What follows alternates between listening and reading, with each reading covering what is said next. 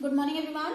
Today we will start exercise 11.2 and in this we will learn about how we can use these algebraic rules in geometry. Okay, so the first question is the side of an equilateral triangle. Okay, first one is this is exercise 11.2. The side of an equilateral triangle is shown by L. Okay, so first of all, what is an equilateral triangle? Equilateral triangle is a triangle which has three sides equal, whose all three sides are equal. Means here it is given that each side is of L.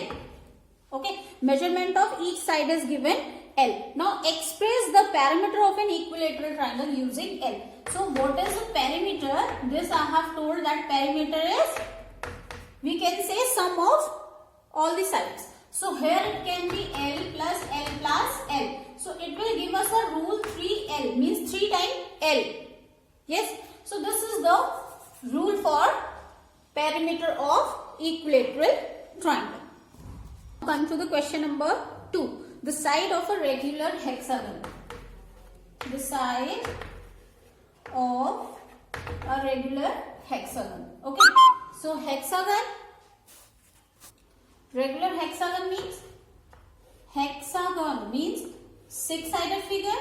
Regular means all sides are equal. This is a figure of hexagon. Okay, and it is given that its sides are denoted by L. Regular means all sides are equal, means each side is of L units.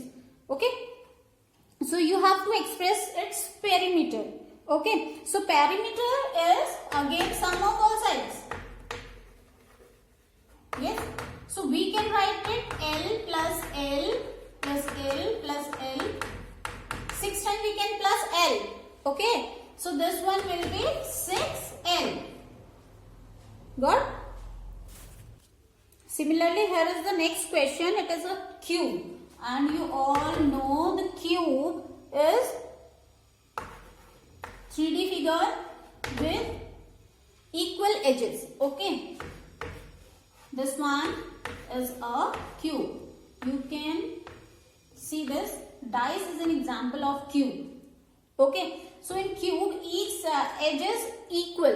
And how many edges are here? If you will see, 1, 2, 3, 4, 5, 6, 7, 8, 9, 10, 11 and 12. This we have done earlier also, that edges in a cube are 12.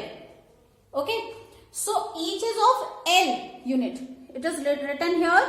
It is given that the length of an edge of the cube is L. So how many edges are here? 12. So length of edges